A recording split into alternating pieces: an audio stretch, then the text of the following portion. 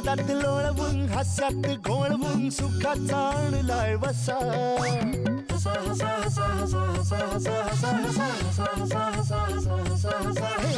मजेच अस्वल करील गुदगुल्या पुढ्यात त्याच्या बसा गडबड लोळाल पाठीवर पडाल खुर्ची पकडून बसा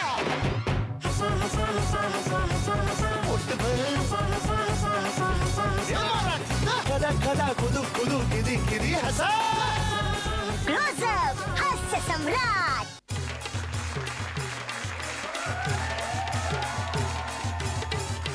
नमस्कार मंडळी, पुन्हा एकदा तुमचं स्वागत आहे तुमच्या आमच्या आवडत्या कार्यक्रमात, ज्याचं नाव आहे क्लोजअप हास्य सम्राट. आता हसा मराठीत.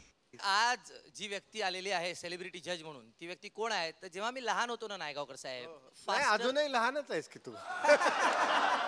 नाही म्हणजे वयानं जेव्हा लहान होतो, वयानं लहान होतो ना, तेव्हा मी त्यांना फास्टर फेणे या स्वरूपात पाहायचो. अनेक ऍड फिल्म्स मध्ये आपण त्याला पाहिलेलं आहे.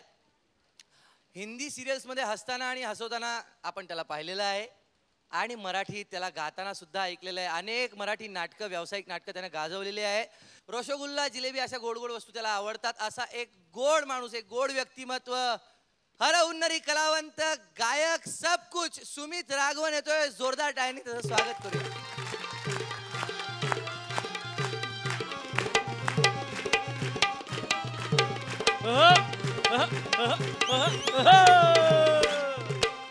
घरी बसून आम्हाला बघत असणाऱ्या तमाम रसिकांना, म्हणजे झी मराठीच्या हास्य सम्राटच्या तमाम रसिकांचं मी अभिवादन करतो.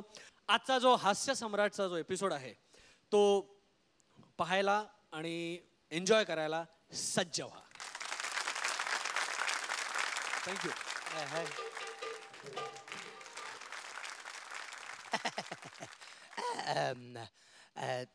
धरमजी, तुम्ही असं म्हणाला होतात की दीपक देशपांडे असतील तेव्हा मला बोलवा.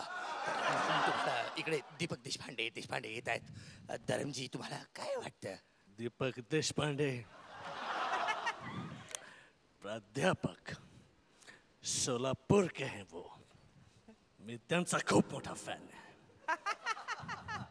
मैं चाहता हूं कि वो आकर अपना हुनर हमारे सामने पेश करें. ओके.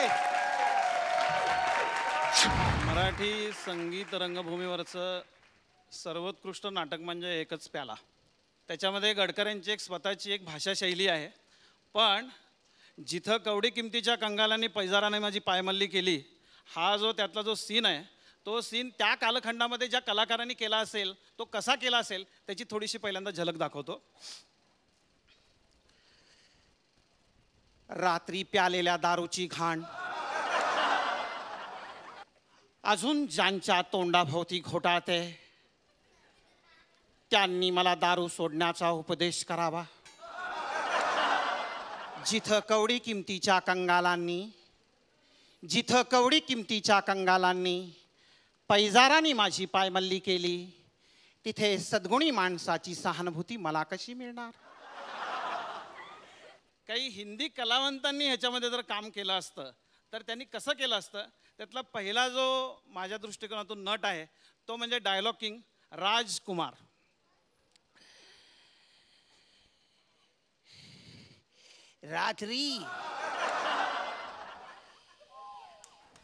रात्री प्यालेल्या दारूची घाण अजून ज्यांच्या तोंडाभोवती घोटाळते, त्यांनी मला दारू सोडण्याचा उपदेश करावा. सिंधू,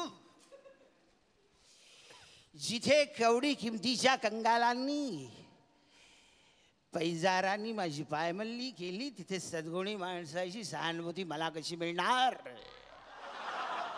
मुला सकट माणुसकीला, सिंधू सकट संसाराला, जगा सकट जगदीश्वराला, निर्वाणीच्या निराशेतला सुधाकराचा हा प्रणाम. सिंधू, कुछ प्रॉब्लम नहीं है, मैं जल्द ही आ रहा हूँ. सिंधू, मैं आ रहा हूँ. आता या नाटकामध्ये शत्रुघ्न सिन्हा यांनी जर काम केलं असतं तर त्यांनी काय केलं असतं?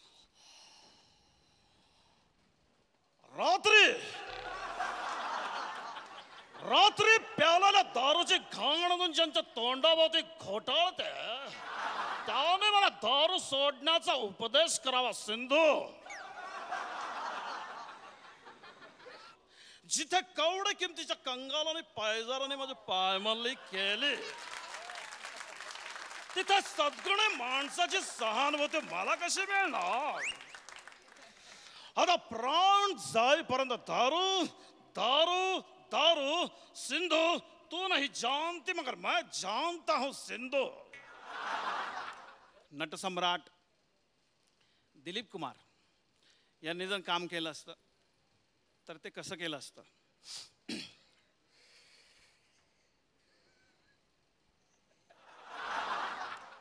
रात्री प्यालेल्या दारूची घाण. तुम्हें बदबू आ रही है? आ रही है तुम्हें बदबू? रात्री प्यालेल्या दारूची घाण ज्यांच्या तोंडाभोवती घोटाळते त्यांनी मला दारू सोडण्याचा उपदेश करावा. तुम जानते हो जिथे कवडी किमतीच्या कंगालांनी पैजारांनी माझी पायमल्ली केली तिथे सद्गुणी माणसाची सहानुभूती मला कशी मिळणार? सिंधू सकट संसार आला, जगासकट जगदीश्वर आला. निर्वाणीच्या निराशेतलं सुधाकराचा हा शेवटचा प्रणाम. सिंधू कुछ करते हैं सिंधू. ए भाई गाड़ी रोको भाई, मेरी सिंधू बीमार है, कोई डॉक्टर है? सिंधू सिंधू आ रहा है. धन्यवाद.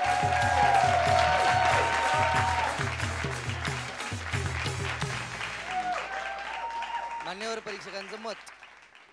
डीडी आज तुमने बहुत कमाल का परफॉर्मेंस दिया है, इसीलिए हम आपको देते हैं खळखळा.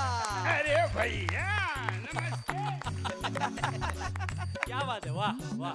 धन्यवाद मकरंदजी खळखळा. धन्यवाद. नायगावकर साहेबांना काय बोलायलाच जागा नाही. कोणीतरी जास्त बडबड करत असतं तेव्हा आपण कमी बोलावं. खळखळाट खळखळाट आणि खळखळा. आपला हास्य सम्राट आपणच निवडा. दीपक देशपांडे यांना SMS करण्यासाठी टाईप करा HS स्पेस त्यांचा कोड नंबर आहे 09 आणि पाठवा 57575 या नंबरवर. BSNL दूरध्वनी धारकांनी डायल करा 1250115. MTNL दूरध्वनी धारकांनी डायल करा 12501111115. बरं का मकरंद, बाळाचे पाय पाळण्यात दिसतात आपण असं म्हणतो, बरोबर. तर गणितात सुद्धा बाळाचे पाय दिसतात. म्हणजे गणित एखादं विचारलं तर कळतं आपल्याला की मुलगा मोठा होऊन कोण होणार. कसं काय? मी एखाद्या लहान मुलाला विचारलं 2 अधिक 2 किती, त्यानं जर 4 उत्तर दिलं तर आपण असं समजायचं की हा पुढे जाऊन छानपैकी नोकरी करणार प्रामाणिकपणे. पण तेच उत्तर जर त्यांनी 5 असं दिलं तर लक्षात घ्यायचं की हा मोठा होऊन व्यावसायिक होणार. तू 2 अधिक 2 4 होतात म्हणतोस ना. 2 अधिक 2 बरोबर 4 बरोबर. हो हो. तुझे 2चे 4 केव्हा होणार? एक छोटीशी हास्य विश्रांती.